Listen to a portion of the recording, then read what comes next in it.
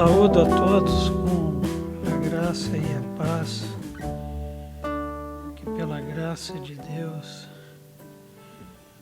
recebemos de Jesus Cristo, que morreu por nós na cruz do Calvário. Esse é um tema central da Palavra de Deus, a cruz de Cristo, onde Jesus Cristo derramou seu sangue pelos pecados do mundo. E a centralidade da cruz em toda a história não poderia deixar de estar presente no Apocalipse, o livro da revelação dos eventos finais. E nós estamos agora nesses últimos eventos, daqui até o final do livro, até o capítulo 21, nós estaremos detalhando como que acontece o desfecho da história com a batuta, com o juízo proferido pelo Filho em perfeita harmonia com o Pai. O Filho está assentado à direita do Pai e tem nas mãos o livro com as pragas decretadas por ele como castigo para aqueles que se rebelaram contra Deus, se rebelaram contra o seu povo. Então, o que nós já vimos no derramar das taças é que, primeiro, a justiça de Deus é o tema central. Nesse capítulo que nós estamos estudando, capítulo 16. E essa justiça de Deus, nós vimos que ela já se concretiza no derramar das 3 primeiras taças, que foi a conclusão da aula passada, né? E como que se manifesta? Ora, na primeira taça, úlceras malignas surgem na pele das pessoas. Na segunda, as águas dos oceanos tornam-se em sangue. Isso aí é fome, dada a mortandade de toda forma de vida existente nos oceanos. E uma das principais fontes de alimento para a humanidade. E a terceira taça, o anjo derrama a sua taça sobre as nascentes e sobre os rios de água potável no planeta, sede. Então, fome, sede, dor por feridas malignas vão cair sobre os ímpios. É a justiça de Deus. E interessante que, à medida que os anjos vão derramando as taças, eles sempre voltam e lembram: justo és, Senhor, retos são os seus juízos. Não há o que contestar diante da manifestação da ira de Deus. E hoje nós continuaremos a partir do verso 7, que diz assim a palavra de Deus. Nós vamos ler até o verso 21, que é o assunto da nossa aula. Hoje nós vamos fechar o que João está vendo, o que está sendo revelado para João e para nós com relação aos juízos de Deus, a manifestação da ira de Deus no derramar das 7 taças. Então, o versículo 7 diz assim: ouvi do altar que se dizia: certamente, ó Senhor Deus Todo-Poderoso, verdadeiros e justos são os seus juízos. Esse verso confirma o que nós acabamos de afirmar, que o tema central do capítulo 16, que trata das taças, é a justiça de Deus, porque ela está se manifestando e agora 100% da humanidade perece, 100% dos seres vivos perece, o universo enrola-se, como nós vimos lá no capítulo 6, na abertura do 6º selo, o universo enrola-se como um rolo de pergaminho. Já imaginaram o tamanho do caos? Então uma voz vem do altar. Essa voz pode ser tanto da alma dos mártires que estão na parte inferior do altar, clamando diante do trono, como pode ser também daquele anjo que é conhecido por nós aqui como o anjo do fogo. Por exemplo, ele misturou as orações dos santos com incenso e colocou brasa do altar e subiu fumaça no trono de Deus, oferta agradável a Deus, e ele também é responsável pela resposta às orações. Ele mistura incenso no cálice onde elas são guardadas e joga com brasa sobre a terra, e há terremotos, acontece tudo isso que nós estamos estudando, o que significa que esse juízo de Deus leva em consideração as nossas orações, como já vimos aqui anteriormente.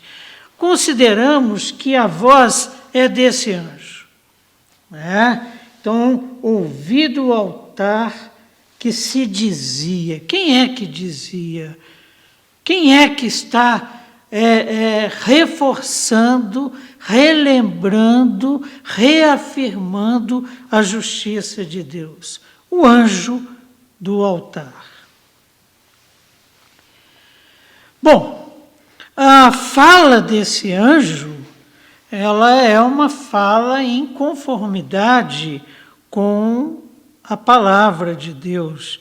Em Deuteronômio 32:4 diz, está escrito na palavra de Deus: eis a rocha, suas obras. Quem é a rocha? Cristo, que estava com Moisés e com o povo no deserto. Eis a rocha, suas obras são perfeitas, porque todos os seus caminhos são juízo, são justos. Deus é fidelidade e não há nele injustiça. É justo e reto, o único em quem não há injustiça, o único que é justo e reto.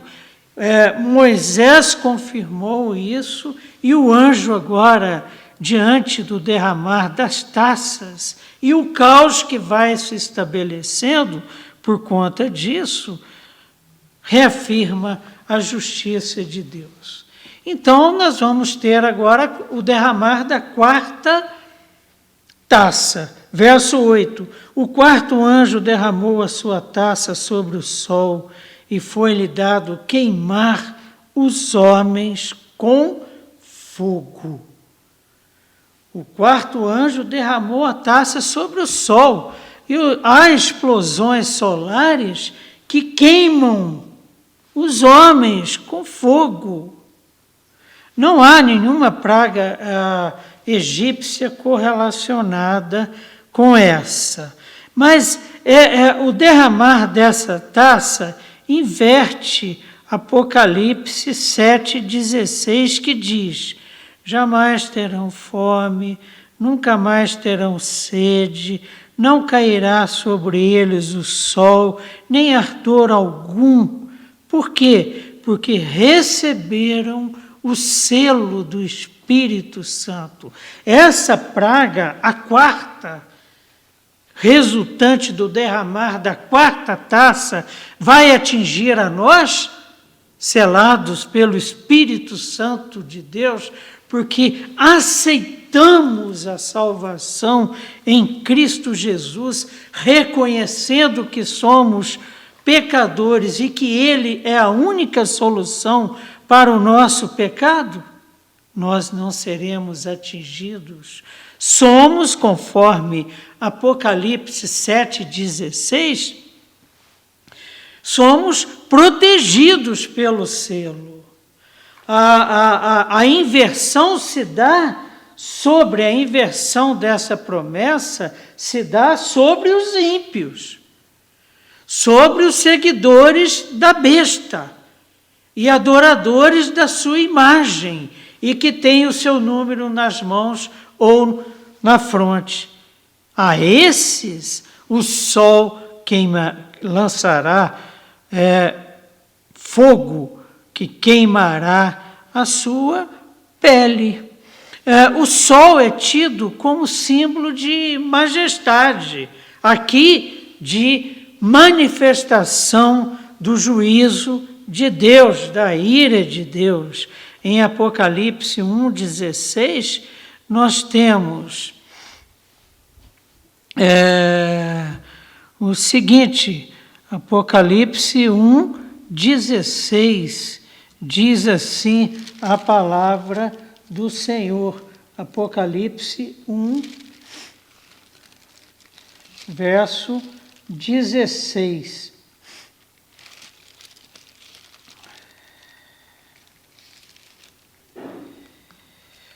Tinha na mão direita 7 estrelas, e da boca saía-lhe uma afiada espada de 2 gumes, e o seu rosto brilhava como o sol na sua força. Então, representando 1,16, apresentando majestade, a majestade do Cordeiro vencedor. Ele estava aqui bem na minha frente o versículo. Mas o sol representa também juízo, Jeremias 36:30. Ele, Jeoaquim, não terá quem se assente no trono de Davi, e o seu cadáver será largado ao calor do dia e à geada da noite, manifestação do juízo de Deus sobre o rei Jeoaquim, que caiu em pecado. O sol também é símbolo de aflição. Jó 30:30, enegrecida me cai a pele, e os meus ossos queimam em febre. Aflição que vai atingir os ímpios por conta do derramar da quarta taça. Verso 9. Com efeito, os homens se queimaram. Aconteceram explosões solares, fogo veio do sol para queimar os ímpios. Com efeito, os homens se queimaram com intenso calor e blasfemaram o nome de Deus, que tem autoridade sobre eles, sobre estes flagelos, sobre toda a sua criação, e nem se arrependeram para lhe darem glória. Terrível reação dos habitantes da terra perante o justo juízo. Blasfemam contra o nome de Deus, não se arrependem, e fogo os espera, conforme Apocalipse 1,14. Os olhos do Cordeiro eram como chama de fogo, na revelação do Cordeiro vencedor glorificado para João, a primeira revelação. Apocalipse 16, verso 10, diz assim: derramou o 5º anjo. Então, com a quarta, o sol queima. E com a quinta, derramou o quinto a sua taça sobre o trono da besta, cujo reino se tornou em trevas. E os homens remordiam a língua por causa da dor que sentiam. Mas treva não provoca dor, pode provocar angústia, pode provocar medo, pode provocar desespero, mas dor. Aí o verso 11 diz assim: e blasfemaram o Deus do céu por causa das angústias e das úlceras que sofriam, e não se arrependeram de suas obras. Olha, se a gente soma isso às chagas da primeira taça, se a gente soma a fome da segunda, porque os seres vivos dos oceanos vão morrer todos, e se a gente soma isso à sede, já pensou o estado de desespero e de ira que essas pessoas estão? Nem assim se arrependem, continuam blasfemando a Deus. Interessante que aqui o quinto anjo derrama a sua taça sobre o trono da besta. A base para o trono da besta é Apocalipse 13, 2. A besta que vi, deu-lhe o dragão, Satanás, a antiga serpente, o seu poder e o seu trono e grande autoridade. Sobre esse trono, sobre esse reinado, é que o quinto anjo derrama a sua taça, e o trono, o reino, o reinado da besta torna-se em trevas. Nós ocuparemos tronos dados pelo Cordeiro, diferente desse daqui que a besta recebeu do dragão. Em Apocalipse 6, há uma maravilhosa promessa que já se cumpriu na nossa vida e nos constituiu reino, sacerdotes para o seu Deus e Pai, e a Ele a glória e o domínio pelos séculos dos séculos.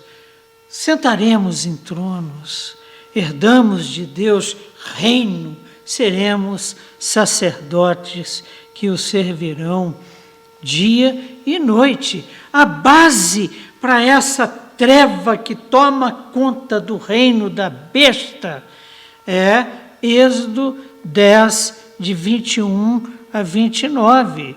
Por exemplo, em Êxodo 10, 22, 23, nós encontramos: estendeu, pois, Moisés a mão para o céu, e houve trevas espessas sobre toda a terra do Egito por 3 dias.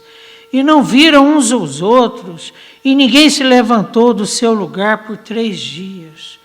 As pessoas não conseguiam levantar do lugar, tamanha a densidade das trevas, conforme o texto que você podia até pegar, de tão densas, dava dificuldade para respirar. E o pavor era tão grande que as pessoas ficaram sentadas. Elas não deitavam porque aumentava a dificuldade para respirar por conta do estresse. Isso intensifica Apocalipse, o derramar dessa taça intensifica Apocalipse 8:12. O que é dito em Apocalipse 8:12? O toque da 4ª trombeta. O 4º anjo tocou a trombeta e foi ferida a 1/3 parte do sol, aqui totalmente, da lua e das estrelas, para que a 1/3 parte deles escurecesse. Então ainda ficou 2/3 de luz. Aqui a treva é total, como aconteceu lá no Egito. No Egito, para os egípcios foi treva total. Para os selados de Deus havia luz. Deus protegendo o seu povo. Aqui também, da mesma forma, já já a gente vai ver com mais clareza onde é que nós estaremos nessa história. O dia de Javé será de trevas. O lugar do juízo final, ao contrário do que muitos falsos profetas ensinavam e continuam ensinando. Não, está tudo bem, não está acontecendo. Olha, o dia do Senhor será um dia de festa, um dia de regozijo, que nada, Joel não deixou por menos. Joel 2:1, o dia do Senhor vem. Está próximo, escreveu o profeta. Dia de escuridade e densas trevas, dia de nuvens e negridão. Dia de nuvens e de negridão, muito diferente do que ensinam os falsos mestres, os falsos profetas. Mateus 8:12, Jesus Cristo confirma isso, ao passo que os filhos do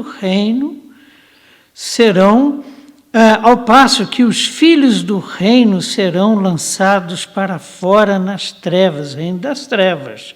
Ali haverá choro e ranger de dentes. Que reino é esse que Jesus está falando? O reino da besta, sobre cujo trono o anjo derramou a sua taça. Verso 11, então, nós vemos que a sexta taça, a quinta taça, perdoem, provoca trevas, e trevas que faz com que os homens remordam a língua por causa da dor que sentiam. Então, já meio que comentamos o verso 11 que diz: e blasfemaram o Deus do céu por causa das angústias. Treva provoca angústia. Úlceras provoca dor. Úlceras que sofriam e não se arrependeram de suas obras. Que úlceras são essas? Feridas provocadas pela primeira taça e pelo fogo que vem do sol, e fogo que queima os ímpios. Tal qual o faraó, não há arrependimento, né? E temos aqui o âmago do livro: escolham a quem servirão. Em Apocalipse 9:20 nós temos os outros homens. Que outros homens são esses? Os que não pertencem aos 140.000 selados, né? Aqueles que não foram mortos por esses flagelos da sexta trombeta, dos 4 demônios do Eufrates, fogo, fumaça e enxofre, não se arrependeram. Lembram daqueles demônios terríveis? E com o ataque deles, mesmo assim, não se arrependem das obras das suas mãos, nem deixam de adorar os demônios, os ídolos de ouro, de prata, de cobre, de pedra e de pau, que nem podem ver, nem ouvir, nem andar. Verso 12. Derramando o sexto anjo a sua taça sobre o grande rio Eufrates, cujas águas secaram. Derramou o sexto anjo a sua taça sobre o grande rio Eufrates, cujas águas secaram, para que se preparasse o caminho dos reis que vem do lado do nascimento do sol, do lado do Oriente. Então, quando o sexto anjo derrama a sua taça, o Eufrates seca. Na realidade, a sexta taça é como se fosse uma preparação para a sétima. E é paralela à sexta trombeta. Lá, os 4 anjos presos no Eufrates são soltos, e vocês lembram que junto com eles vem uma multidão de demônios, cavaleiros terríveis montados em cavalos terríveis, cujas caudas pareciam serpentes, lembram? Então, aqui o Eufrates secou. Em Êxodo 14, 21, nós temos: Moisés estendeu a mão sobre o mar, e o Senhor, por um forte vento oriental que soprou toda aquela noite, fez retirar-se o mar, que se tornou terra seca. Para quê? Para que o povo passasse. Quando o sexto anjo derrama a sua taça, o Eufrates seca. Para quê? Para que os exércitos, para que os inimigos do Senhor se ajuntem para a batalha final do Armagedon. E eles vão passar no leito do Eufrates, que está seco.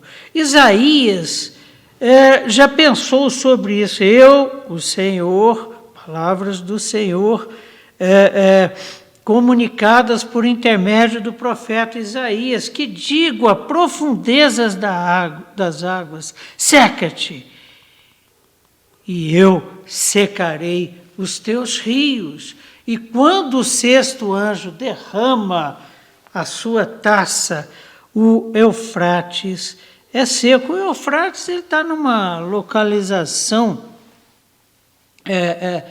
privilegiada ali, nas proximidades do Éden, né, que por conta do pecado está sendo guardado por anjos, para evitar que pessoas cheguem até a árvore da vida que está lá. Aquela região ali, você vê que é uma região sempre de grande efervescência. Por exemplo, o Eufrates separava o território lá dos partos e os romanos. Os partos eram os únicos inimigos do Império Romano que não foram vencidos. Afeganistão, aquela região toda ali, faz parte desse território que era conhecido como o território dos partos, dividido do território dos romanos pelo rio Eufrates. Perceberam o tanto de barril de pólvora ali armazenado? A guerra de Gog e Magog, por exemplo, se dá ali naquela área. Ezequiel 38 e 39 mostra isso. É o contexto da passagem, uma antítese da travessia do Mar Vermelho, conforme vimos. Olha só como é importante aquela região. Gênesis 15, 18 diz assim: naquele mesmo dia fez o Senhor aliança com quem? Com Abraão, dizendo: a tua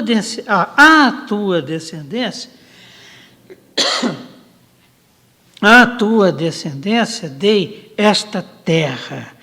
Que terra? Que vai desde o rio do Egito ao sul até o grande rio Eufrates ao norte. Muito bem, e o rio Eufrates seca. O rio Eufrates torna-se estrada para os exércitos inimigos do Senhor, que estão sendo ajuntados para a batalha final, que na realidade nem batalha vai ser. Verso 13. Então, João tem uma outra visão. Então vi. Ele está vendo lá Eufrates secando, o sexto anjo jogando a sua taça. Aí, de repente, ele muda o foco da visão. Então vi o quê? sair da boca do dragão, da boca da besta e da boca do falso profeta, da boca da falsa trindade. É a primeira vez que ela aparece assim juntinha, né? Quem? Então vi sair da boca do dragão, Satanás, a antiga serpente, enganadora, da boca da besta, o anticristo, e da boca do falso profeta, 3 espíritos imundos, demônios, semelhantes a rãs impuras. Então, o que acontece? Ao contrário da boca de Cristo,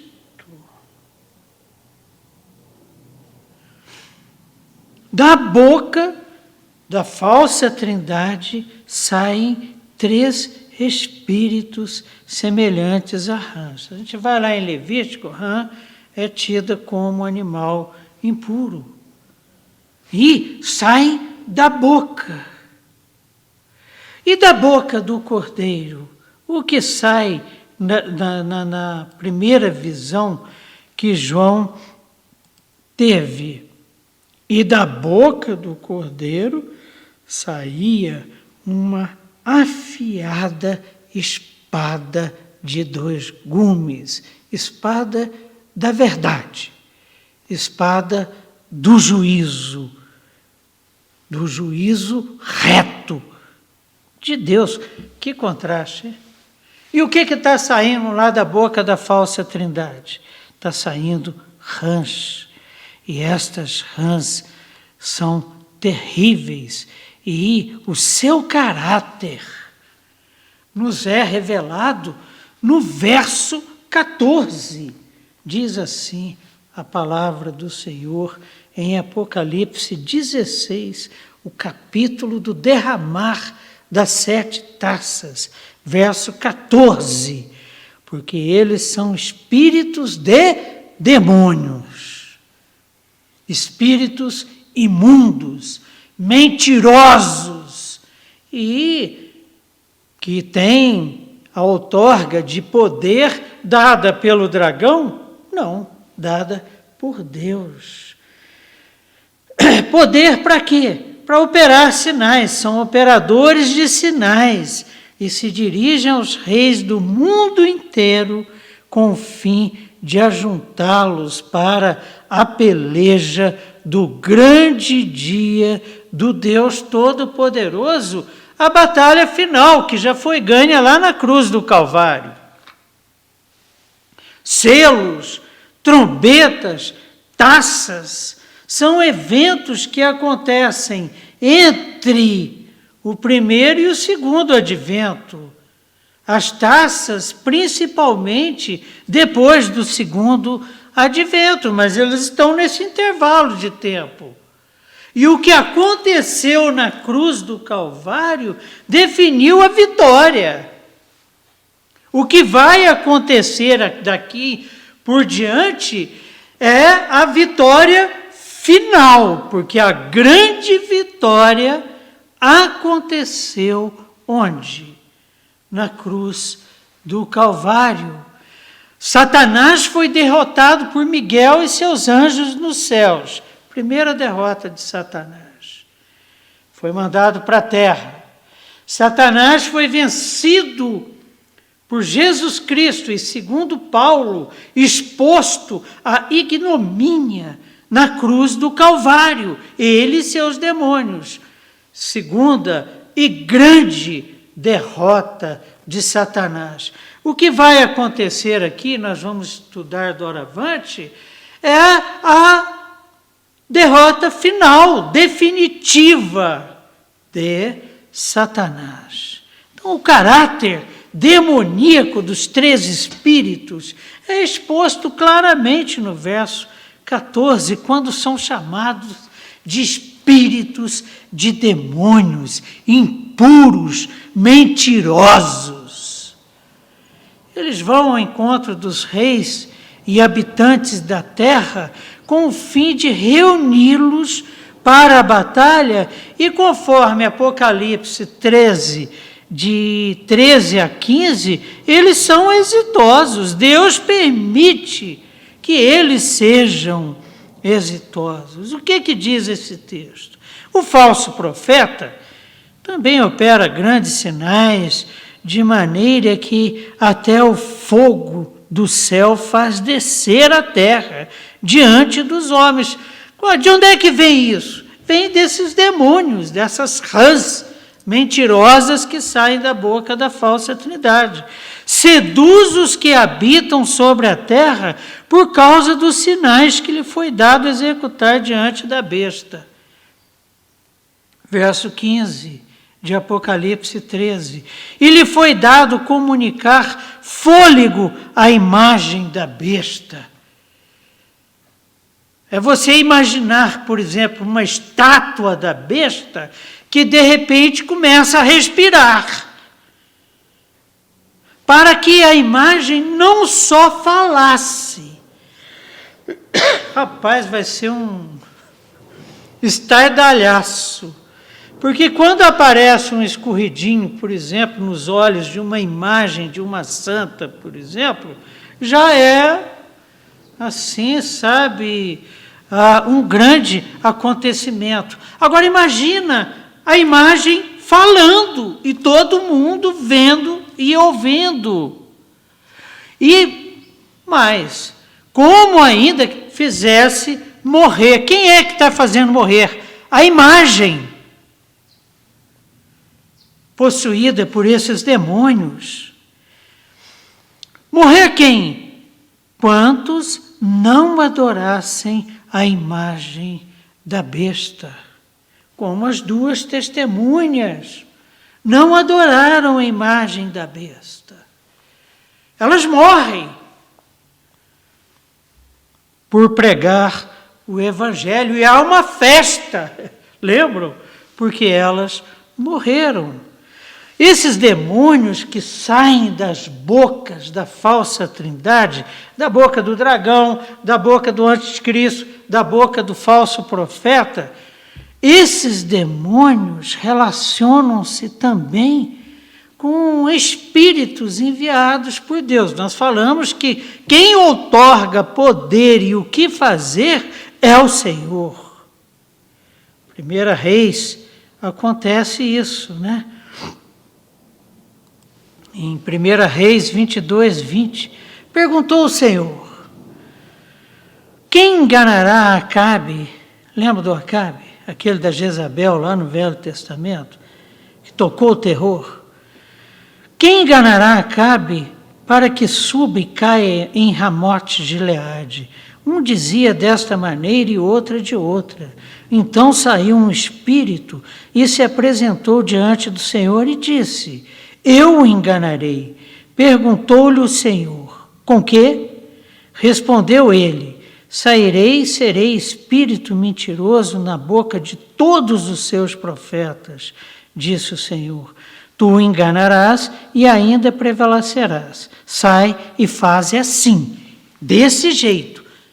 Esses demônios que saem da boca da falsa trindade são demônios que estão sob o controle de Deus, do Cordeiro que tem o livro na mão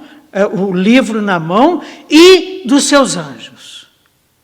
Isso precisa ficar muito claro, que senão, de repente, você já pensou, por que esses demônios têm a capacidade de fazer uma imagem, falar e matar? Porque Deus assim o permitiu. Que isso fique bem claro, meus irmãos. Porque às vezes parece que Deus precisa de ajuda. Eu já testemunhei em igrejas presbiterianas, inclusive, assim, cenas em que parece que se os guerreiros de Deus, em nome de Jesus, uma gritaria danada, não lutarem, vai ser o caos. Não, a vitória já foi ganha. Deus é soberano, reto, justo. Seus caminhos são de justiça desde a eternidade, e assim será. E está sendo. Amém por isso, meus queridos.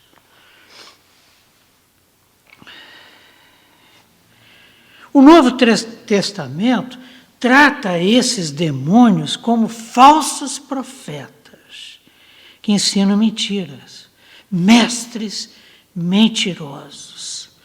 Marcos 13, 22. Pois surgirão falsos cristos, falsos profetas. Quem está falando isso é Jesus Cristo. Operando sinais e prodígios para enganar, se possível, os próprios eleitos. Tem gente que cai na conversa. Porque, na realidade, esse conflito cósmico, resumidamente, é o conflito entre a verdade e a mentira. Lembram quando nós vimos que, quando o dragão está perseguindo a mulher, da sua boca sai um rio. De quê? De mentiras. E esse rio é engolido pela terra, porque as portas do inferno não prevalecerão contra a igreja. A mentira não vai prevalecer.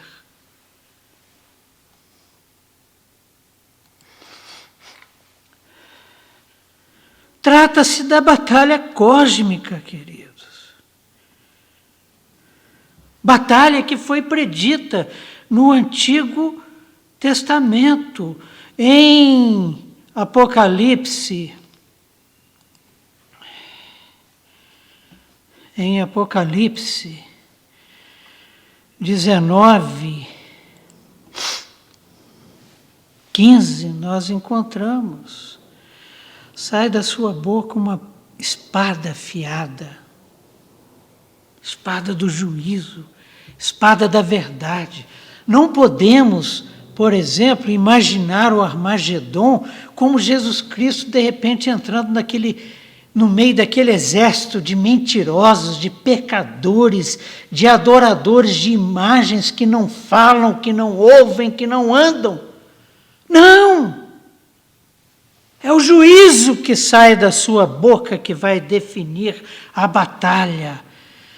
Paulo, escrevendo aos Tessalonicenses, na sua segunda carta, capítulo 2, 8, ele diz: então será, de fato, revelado o iníquo. Que iníquo é esse? O grande mentiroso, falso profeta, a quem o Senhor, o anticristo, o dragão, a quem o Senhor Jesus matará. Como? Com o sopro da sua boca, com o juízo, com a verdade que aniquilará a mentira e destruirá pela manifestação da sua vinda. Só dele vir no toque da sétima trombeta já decide a coisa, porque já foi decidido na cruz do Calvário. Nós vivemos o já e o ainda não. Não podemos perder de vista o Deus a quem nós adoramos. Essa batalha foi predita no Antigo Testamento. Profeta Joel danado. Livrinho pequeno, mas tamanho não é documento, né? Então, nós vamos encontrar o seguinte. Eu estou um pouco empolgado, aí eu preciso me orientar aqui nos meus alfarrábios. Eu não estou encontrando o texto aqui, ele é um texto importante. Mas o que o profeta Joel afirma? Exatamente o que nós estamos dizendo. Por quê? Porque nós estamos falando com base nos textos bíblicos. Verso 15.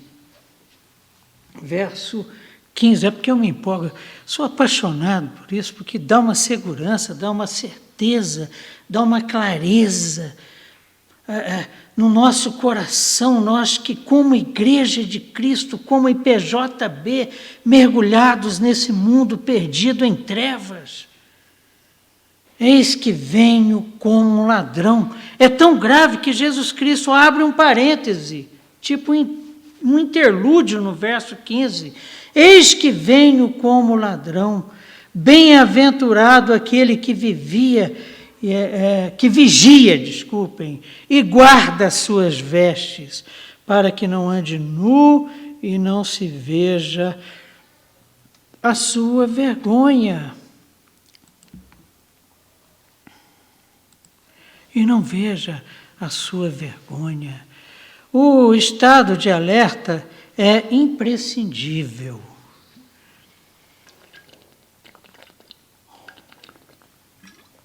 Não podemos abrir mão de um estado de alerta contínuo, perseverante.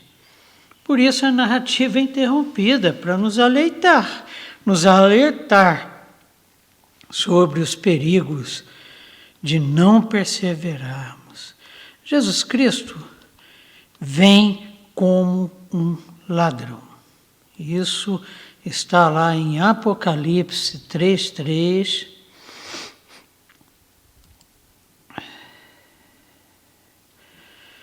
Igreja em Sardes, escreveu Jesus Cristo, por intermédio de João. Lembra-te, pois, do que tens recebido e ouvido, guarda-o e arrepende-te, porque pecados estavam acontecendo na igreja de Sardes, conforme estudamos.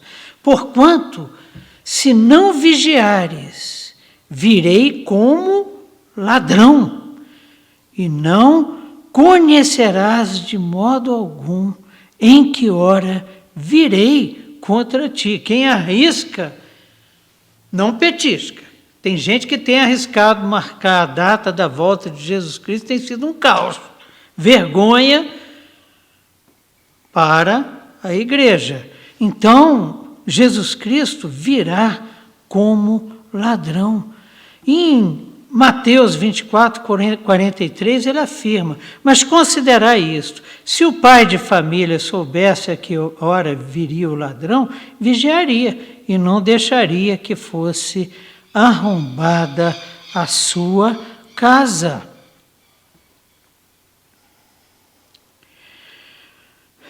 Primeira Tessalonicenses, capítulo 5, também trata, vale lermos, pois vós mesmos estáis inteirados com precisão de que o dia do Senhor vem como ladrão de noite.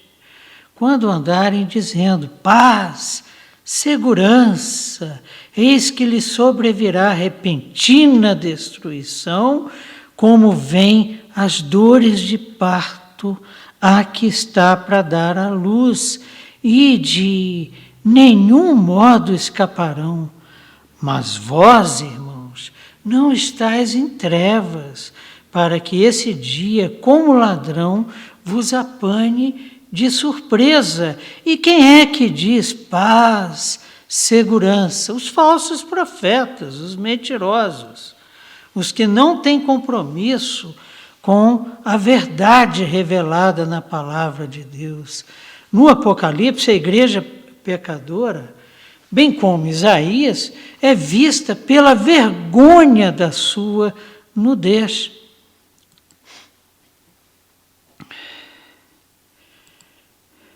Apocalipse 3:18.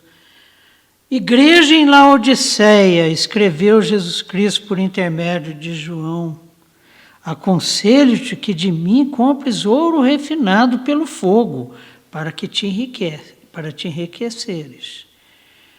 Ouro refinado pelo fogo, a palavra, a verdade. Vestiduras brancas para te vestires, lavadas pelo sangue precioso do Cordeiro, a fim de que não seja manifesta a vergonha da tua nudez, a fim de que não seja manifesto o teu pecado. E colírio para ungir os olhos, a fim de que vejas a verdade. Tudo gira em torno de discernir entre verdade e mentira. Isaías 22, 20 Verso 2. Nem mesmo tempo, nesse mesmo tempo, falou o Senhor por intermédio de Isaías, filho de Amós, dizendo: vai, solta de teus lombos o pano grosseiro de profeta e tire dos pés o calçado. Assim ele fez, indo despido, nu e descalço por 3 anos.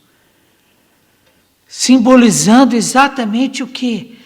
A exposição da nudez, a exposição da vergonha, a exposição do pecado.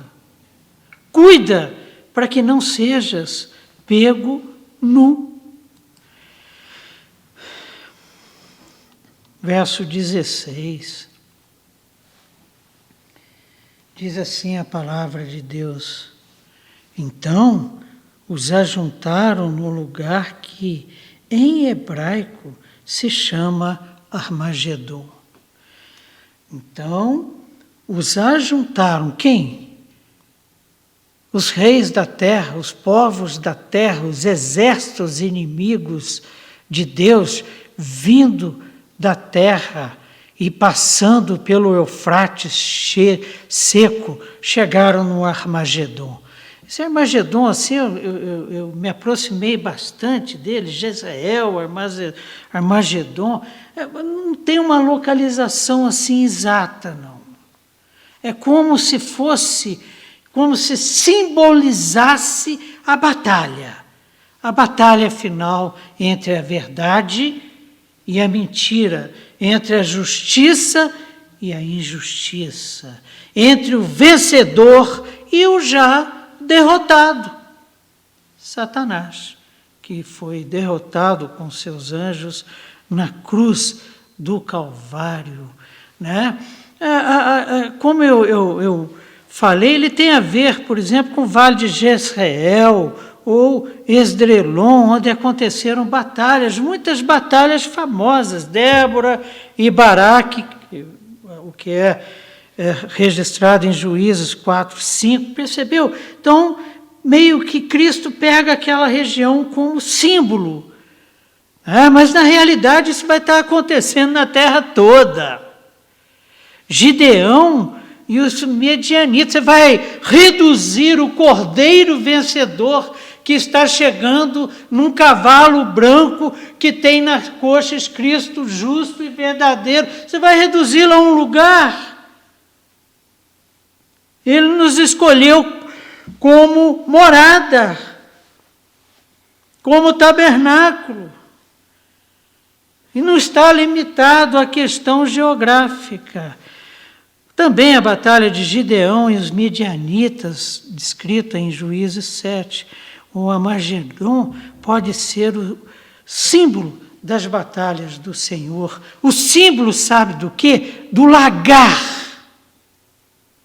onde o cordeiro pessoalmente pisoteia a uva da terra que foi ceifada por quem? Pelo anjo. Porque o cordeiro ceifa quem? João vê ele com uma foice afiada na mão para ceifar quem? A nós, a sua igreja. Aqui, o povo de Deus está acuado por todos os lados. E o cordeiro pessoalmente vem e faz a sua colheita. Separa o joio do trigo, ceifa os selados pelo Espírito Santo e guarda onde, segundo a palavra de Deus? Nos seus celeiros que ele limpou e organizou com a sua pá. Olha, eu estou indo para preparar-vos lugar. Esse Armagedon significa o pisar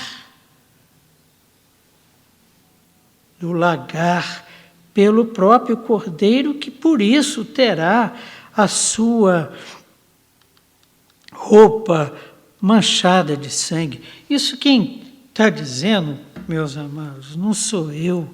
Quem está dizendo isso é Ele, no capítulo 19, que nós vamos estudar, mas vale já começarmos a meditar sobre essas verdades maravilhosas. O que João vê? Vi o céu aberto, e eis um cavalo branco, que não é aquele lá dos 4 cavaleiros do Apocalipse, o primeiro cavaleiro que estava montado no cavalo, não é aquele. O seu cavaleiro, que não era aquele primeiro cavaleiro do lado do Apocalipse, se chama Fiel, verdadeiro, com ele está a verdade. E é uma batalha entre a verdade e a mentira, entre a justiça e a injustiça. E julga, peleja com justiça. Você vê que não sou eu que estou falando, é ele. Os seus olhos são chama de fogo. Ele perscruta os corações e julga com retidão. Na sua boca, na sua cabeça há muitos diademas. Tem um nome escrito que ninguém conhece, senão ele mesmo. Está vestido com um manto tinto de sangue. Por quê? E o seu nome se chama Verbo de Deus, Palavra de Deus, Verdade. E seguiam os exércitos que há no céu, montando cavalos brancos, com vestiduras de linho finíssimo, branco e puro, não há mácula. Sai da sua boca uma espada afiada, a espada do juízo, para com ela ferir as nações. Com o quê? O sopro da sua boca, o juízo determinado em conformidade com o Pai. E ele mesmo as regerá com cetro de ferro. Aquelas nações que estão organizadas para a batalha final. Pisa o lagar do vinho do furor da ira de Deus Todo-Poderoso, pessoalmente. Eu fico impressionado com esse pessoalmente. Tipo assim, só eu que tenho o livro na mão, que morri na cruz do Calvário, que fui obediente até a morte de cruz, sepultado, ressurreto ao 3º dia, e que subi em glória para o céu, estou sentado à direita de Deus Pai. Eu, pessoalmente, é quem pisa o lagar do vinho, do furor da ira do Deus Todo-Poderoso. Aqui, gente, nós já estamos no fim da história. Os santos foram resgatados no toque da 7ª trombeta. Estamos guardados nos celeiros do Senhor, fomos ceifados pelo Cordeiro vencedor. E os ímpios, no Armagedon, são ceifados pelo anjo que tem a foice, jogados no lagar e pisados pelo Cordeiro celestial. Por isso ele tem no seu manto. Esse pisar significa exatamente o quê? A execução do juízo de Deus, a manifestação final da ira santa de Deus, atendendo ao clamor dos mártires, ao clamor da igreja que clama: Senhor, até quando? Maranata, vem Jesus. 17. Verso 17, não capítulo, tá? 17 do capítulo 16. Então derramou o 7º anjo, o último, a sua taça pelo ar, e saiu grande voz do santuário do lado do trono, dizendo: feito está. Aqui se completa o juízo sobre os 4 elementos naturais: terra, água, fogo e ar. Vamos nos dizer o que o Espírito Santo de Deus nos diz sobre isso na sua palavra? Terra. Primeiro elemento, Apocalipse 16, 2. Saiu, pois, o primeiro anjo e derramou sua taça pela terra. Apocalipse 16, 3. Elemento, água. Derramou o segundo anjo a sua taça no mar.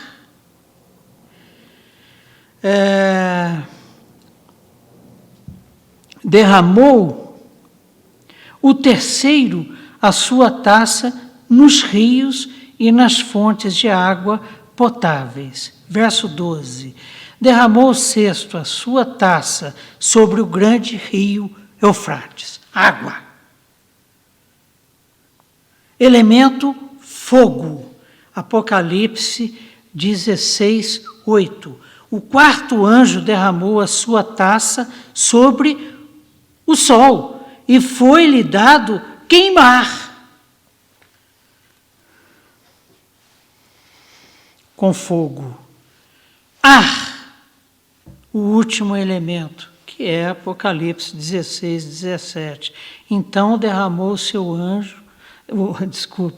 então derramou o sétimo anjo a sua taça pelo ar.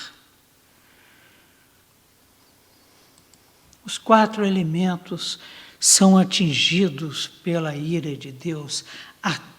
Toda a criação é atingida pela ira de Deus. Na abertura do sexto selo, João vê como que o universo sendo enrolado como um rolo de pergaminho. Uma pergunta interessante seria a seguinte: olha, trata-se da voz de Deus ou da voz de Cristo? Isaías 66, 6 define como sendo voz de Deus. Voz de grande tumulto virá da cidade, voz do templo, voz do Senhor, que dá o pago aos seus inimigos. É voz de Deus. É voz do Pai e do Filho em perfeita sintonia na execução dos juízos por causa da ira contra o pecado. Voz de Deus, voz do Senhor, voz do Pai e do Cristo vencedor que está assentado à sua direita. E interessante que esta exclamação, está feito, está consumado, cria um link sobre todos os eventos definidos pelos selos, pelas trombetas e pelas taças. Um link entre o primeiro e o segundo advento. Jesus Cristo na cruz brada: está consumado, está feito, e entrega o seu Espírito nas mãos do Pai. João 19, 30 registra esse fato maravilhoso. Quando, pois, Jesus tomou o vinagre, disse: está consumado, e inclinando a cabeça, rendeu o Espírito. Onde aconteceu a consumação da justiça, a consumação, a manifestação plena da verdade? Na cruz do Calvário, em Cristo Jesus, o Cordeiro de Deus que tira o pecado do mundo. Está feito. Está feito. Volta. Sabe quando? Em Apocalipse 21, 6, disse-me ainda, o próprio Cristo falando para João, disse-me ainda, tudo está feito. Eu sou o Alfa, por intermédio de quem foram criadas pela sua palavra todas as coisas, e o Ômega. Eu sou o princípio e o fim que aconteceu. E já tendo apresentado novos céus e nova terra para João no capítulo anterior. Agora vejam bem vocês a seguinte situação. 18. Sobrevieram relâmpagos, vozes e trovões e ocorreu grande terremoto como nunca houve igual, desde que há gente sobre a terra.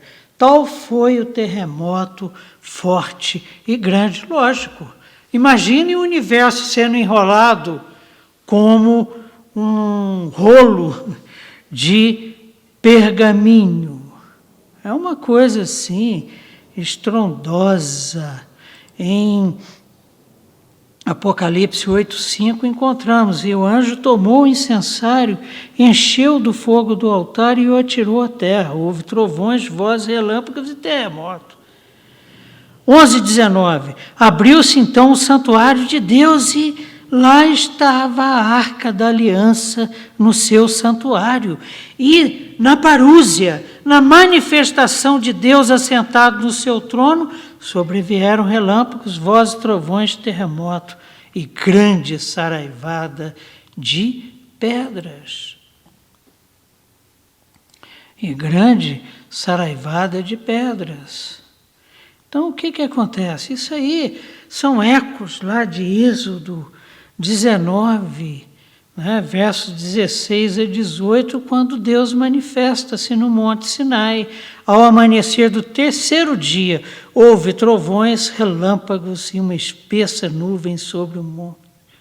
E muito forte clangor de trombeta, de maneira que todo o povo que estava no arraial estremeceu, é coisa de estremecer mesmo, e nós já estaremos na glória.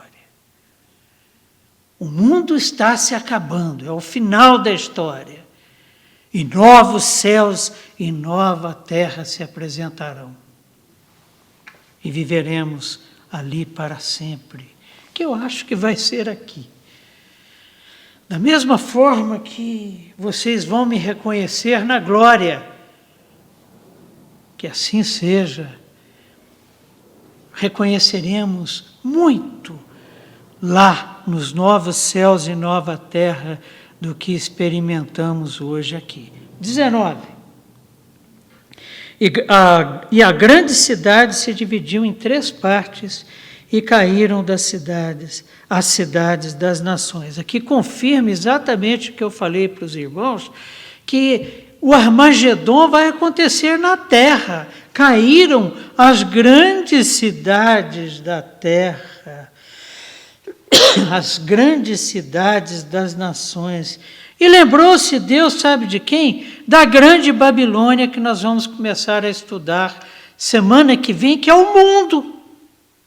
A gente não fala no mundo, a igreja no mundo. Que mundo é esse? A grande Babilônia, o símbolo da humanidade perdida, para dar-lhe o cálice do vinho do furor da sua ira. Deus lembrou-se.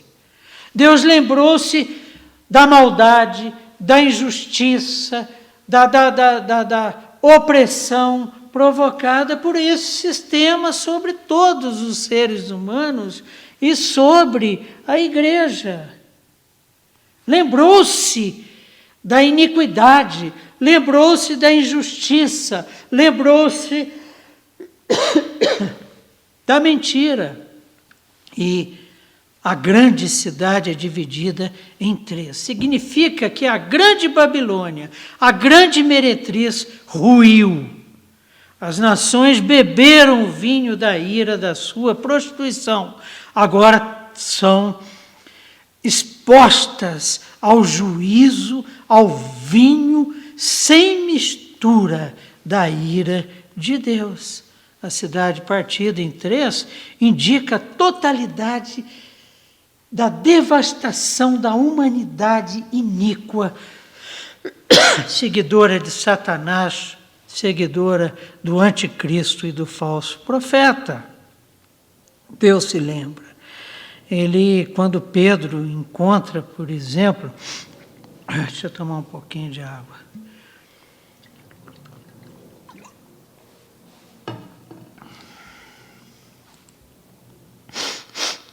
Quando Pedro encontra Cornélio, o que ele fala para Cornélio é o quê? Olha, Cornélio, a tua oração foi ouvida e as tuas esmolas lembradas. Na presença de quem? De Deus. E ele me mandou vir aqui. Então Deus nos conhece, conhece o nosso coração, conhece o que fazemos e o que deixamos de fazer. E se lembra de tudo. Não se esquece. E se lembra com misericórdia. E no caso aqui, com ira, contra quem? Contra a grande Babilônia. Quando Deus se recorda, ele age. E o vinho da sua ira é preparado num cálice, como vimos na aula passada, sem mistura. 20. Todas as ilhas fugiram e os montes não foram achados. Que visão terrível! Olha, gente, esse versículo recapitula Apocalipse 6, 14. E o céu recolheu-se como um pergaminho quando se enrolam.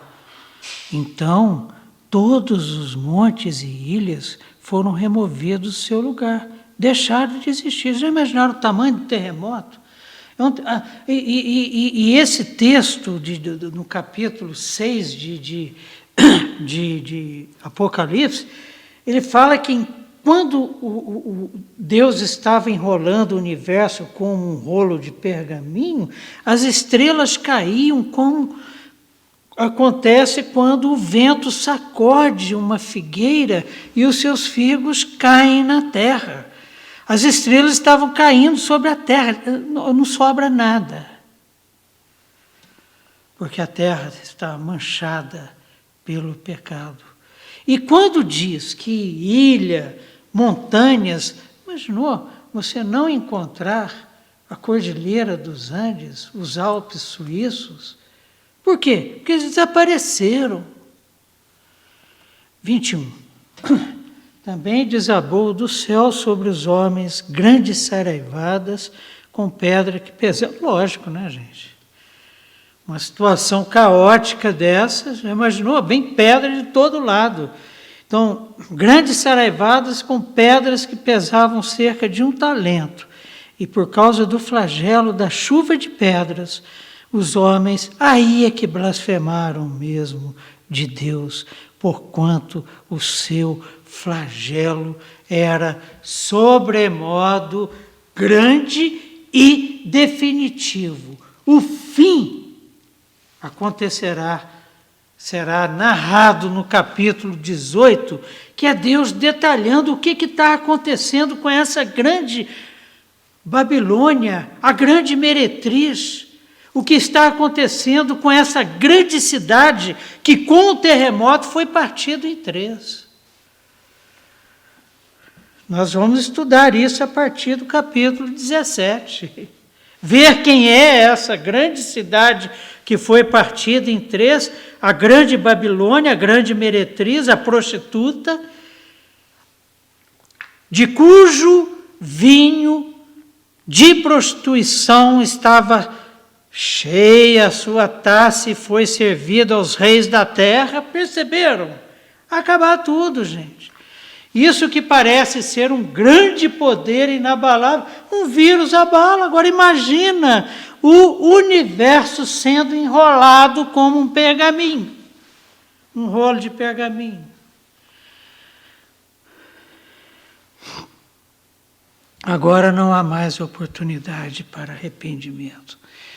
E os ímpios continuam blasfemando contra Deus. E nós no céu, louvando, adorando, servindo a Ele pelos séculos dos séculos, por toda a eternidade.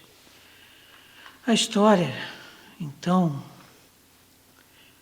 da humanidade, que acaba aqui, com o fim da grande Babilônia, destaca uma diferença entre Deus e os pecadores. Enquanto estes insistem no pecado, Deus não desiste da sua salvação, mas Ele não desiste também do seu juízo.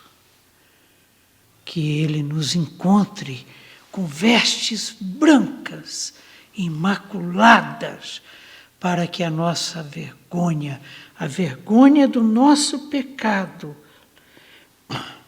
não seja exposta naquele dia de trevas, dia de justiça de Deus, dia de juízo, dia de vida para os que estão vestidos com a veste lavada pelo sangue do Cordeiro, que serão ceifados e guardados no seu celeiro, estarão na glória louvando. E dia de morte, dia de destruição para os ímpios, que mesmo assim continuarão blasfemando contra Deus, mesmo vendo a manifestação da sua justiça. Vamos orar. Senhor nosso Deus e Pai, Pai de amor, graça, misericórdia. Nós te agradecemos muito pela certeza, primeiro, do selo do teu Santo Espírito. Segundo, porque em Cristo Jesus os teus juízos não nos alcançarão. Alcançarão aqueles, Pai, que não se renderam a Ti. Faz-nos, neste mundo perdido em trevas, nessa grande cidade, nessa grande Babilônia, formado pelos povos seguidores da falsa trindade, faz-nos luz nas trevas, faz-nos por meio de nossas vidas atalaias da verdade. Ajuda-nos, Pai, como o Senhor tem nos ajudado, o Senhor nos salvou, o Senhor nos libertou das amarras do pecado e nos deu o Teu Santo Espírito. Ajuda-nos a vivermos dentro da Tua vontade, para que naquele dia terrível sejamos encontrados vestidos com vestes branquíssimas, puras, sejamos ceifados para a Tua glória. Em nome de Jesus Cristo, aquele que terá a foice afiada na mão para nos separar do joio e nos levar para a glória. É que nós oramos. Amém. Amém. Gente, estamos agora na reta final do Apocalipse. Já temos informações suficientes para, graças a Deus, a compreensão do que vem pela frente. E desde já agradecemos porque sabemos que Deus nos revelará como nos revelou, como nos orientou até aqui. E qualquer dúvida, sugestão, crítica, continuamos abertos. Será um prazer responder as questões dos irmãos. Até semana que vem, se Deus quiser, quando estaremos começando o nosso 6º e último módulo do nosso curso. Em nome de Jesus, um beijão. Até lá, se Deus quiser.